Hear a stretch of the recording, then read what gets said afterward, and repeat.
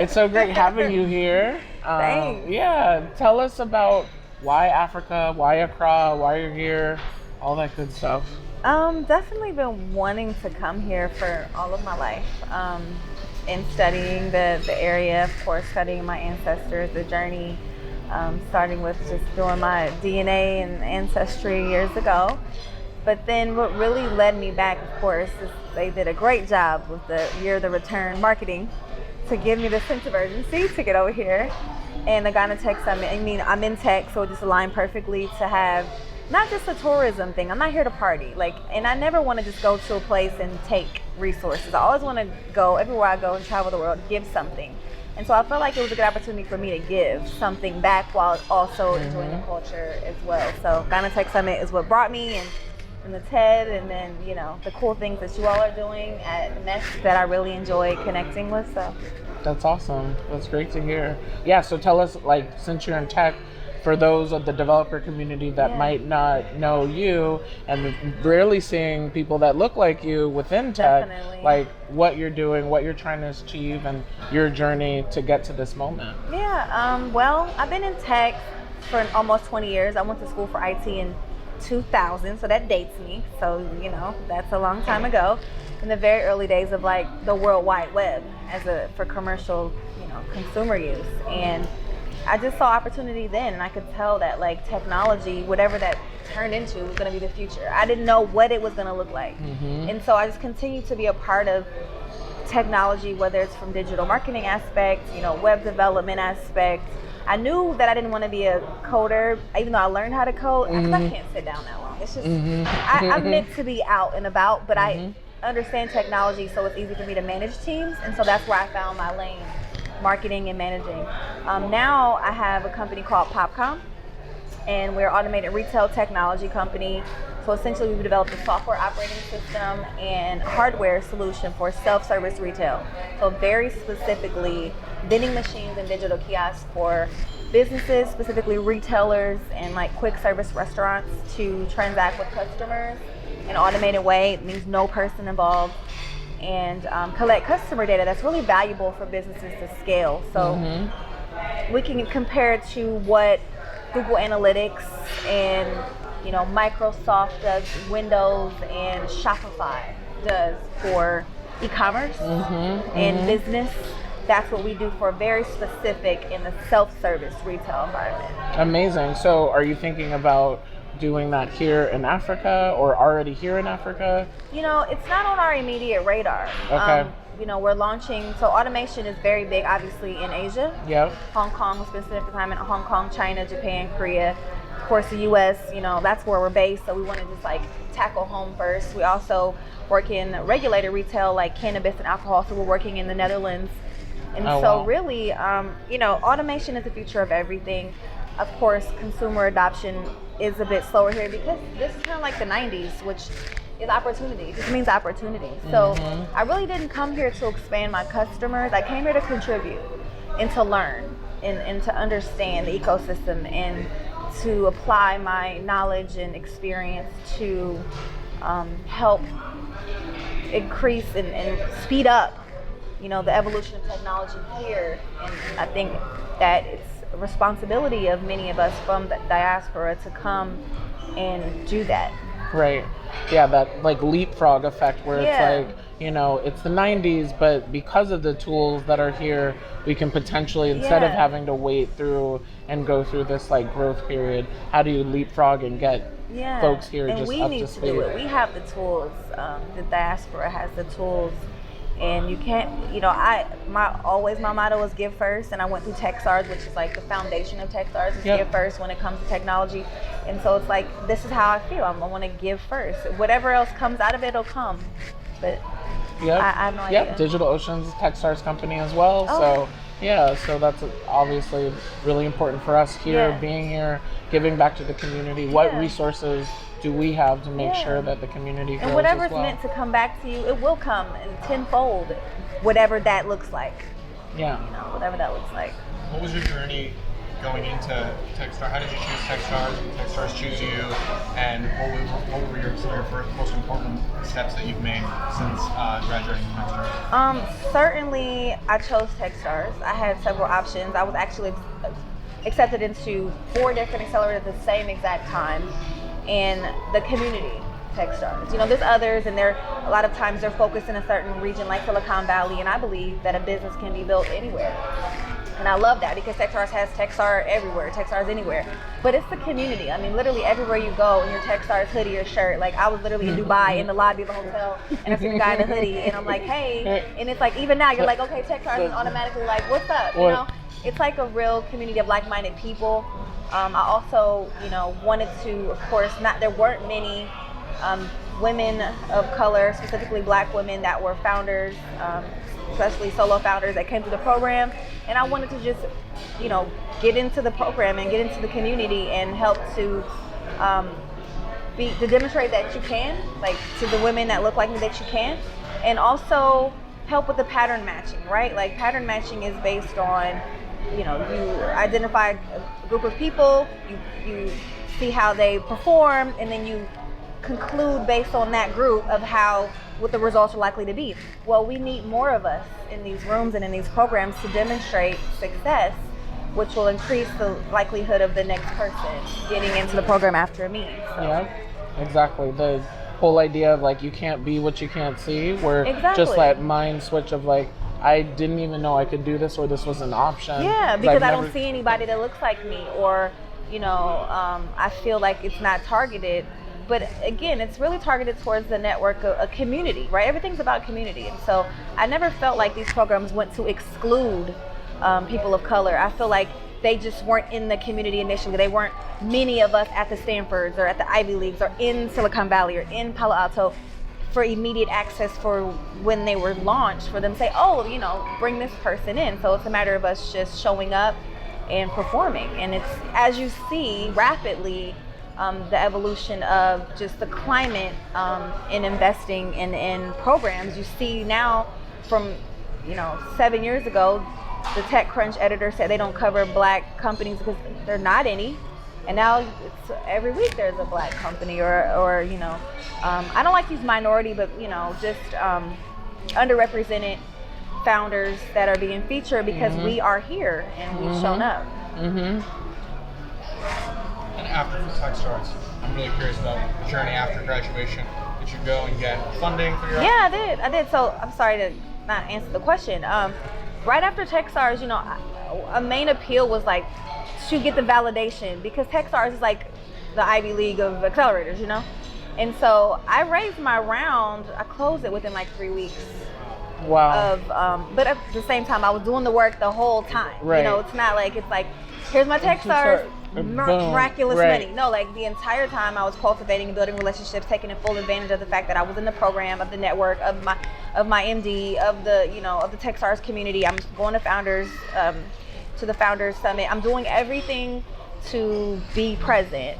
But I raised money in my hometown and I moved back. So I was living in LA. I did Techstars in LA, and I'm from Columbus, Ohio, and I went back to Columbus, Ohio, and raised my money, most of my money there, because that's amazing. Every smaller town, because it's the 14th largest city in the country, but everybody that's not Silicon Valley, Austin, Boston, or New York wants to be the next Silicon Valley of the Midwest, or Silicon Beach or whatever. And so they have money and angel investors in DC that want to attract a high potential startup. And so I'm like, all right, let me go back to my hometown and build it there. So what does the tech scene in Columbus, Ohio look like now? It's emerging, as with everywhere. It's emerging. It's definitely fragmented. It definitely needs work. But I believe in being the change you want to see. And so I see opportunity, same way I see here. I don't look at things and say what they don't have. I look at things and say what they can be. And so Columbus has potential to be great. It's not there yet, but the work is being done. And that starts with people like me going to Columbus, building companies, creating jobs, demonstrating success, going to Techstars. I could have stayed in LA. I could have went to Silicon Valley, but I brought a Techstars company back to Columbus, Ohio, and to the Midwest, and we're performing. Yeah, that's huge. I mean, again, going back to the idea of leading by example. Yeah. So with that idea of building community, are you trying to bring other leaders or recruit other folks to potentially start businesses in Columbus, or how do you think about that? I don't recruit people, but I do a lot to uplift, mentor, contribute to the many founders there that aren't getting, again, it's very fragmented. It's Ohio. It's a Republican state. It's ran that way on every level. It's very conservative. And so really just demonstrating to the people there, before we want to bring people from outside, we need to take care of the people there. Mm-hmm. And so that's what I do. I make myself available, accessible, and it's going to take us some time, but I do see the impact of the work. Given the statistics that, I don't know the exact stats, but women founders are funded single digits compared to men founders. Yeah, and they say black women is 0.2. Exactly. Yeah, 0.2. 0.2.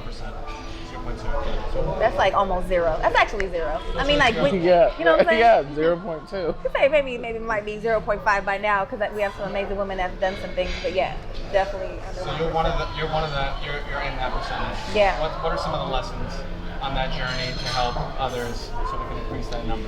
I mean, the lesson is forget about that number. The lesson is focus on, again, opportunity and possibility. I think if you listen to that number and somebody's telling you there's a 0% chance mm-hmm. that you're going to succeed, you lock in on that, you're not going to succeed. Mm-hmm. So I was like, F that number. I'm going to go out and do me. I don't care about that number. And, I'm going to go out, demonstrate, do the work. Yes, it may be harder. Okay, it's harder. Yes, you may have to do more work in your network. Okay, do it. Yes, you're going to get a whole bunch of no's. Okay, there'll be a yes. You have to change your mindset. It's not a mindset of lack. It's always, for me, a mindset of abundance and a mindset of I can do it. And everyone that has accomplished anything significant or against odds, they're not thinking about the negative odds. They're thinking about what can be done. I'm curious, what qualities of you as a child do you see yourself carrying now as a founder? What you do day to day? I love learning about those. Not taking no for an answer ever as a kid. No always meant to me not right now. I will ask you tomorrow. There's no final no's. It just doesn't exist. No means not right now. So it's I'm very tenacious. I'm hard-headed. See, when you're a kid, it's you're hard-headed, you're worrisome, you don't follow directions.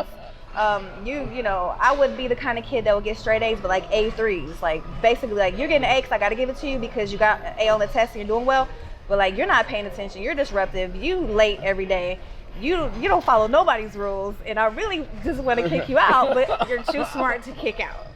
And so I've always been challenging the status quo all the time. But it was great in my life as well as a class president. Everything growing up, my personality rubbed some the wrong way, but overall it did me great justice and a great service to not say, oh, they said no, or yeah, well, black women get 0.2%, guess I shouldn't try, or yeah, no. That tenacity is a quality that everyone says you have to have. I love people that tell me I can't do something. It's actually exciting, because then I'm gonna do it. You'll do it. Yeah, exactly. That's it's not for general, everyone. Even as it's a kid, not for every founder. Don't go to that park. Don't cross the street. And I'm crossing the street. Right. It's luckily I didn't get myself hurt along the way. But when it comes to things like this, it just paid off. You're in the perfect role. So what's the future of PopCom? You said that it's basically Asian markets, US markets. US markets, Asian markets. And what's the future? What are you looking at? What does growth look like for the next 5 years for you? Yeah, it's crazy because started the business 2012, went through several, so we have built hardware. Hardware is very hard. Yeah. And for a long time, investors were not attracted to hardware. It was the land of the apps. If you don't have the app, get out of here. So I had to go through that whole thing. And so it really took us 7 years of building, iterating. There's no agile development in hardware. You have to build it to find out, all the way build it to find out it doesn't work right. And so we finally have our products ready, and we're actually launching our products in January. We're launching our kiosk at CES, so we're featured in the, it's a program that CES held, it's very competitive. They picked 10 companies. It's called Faces of Innovation. Amazing. So I'm going to be featured in that in Eureka Park, and I'm also speaking just about innovation, diversity, and things at there. So we're going to launch our standalone ordering kiosk that's specifically focused towards like quick service restaurants and like cannabis dispensaries.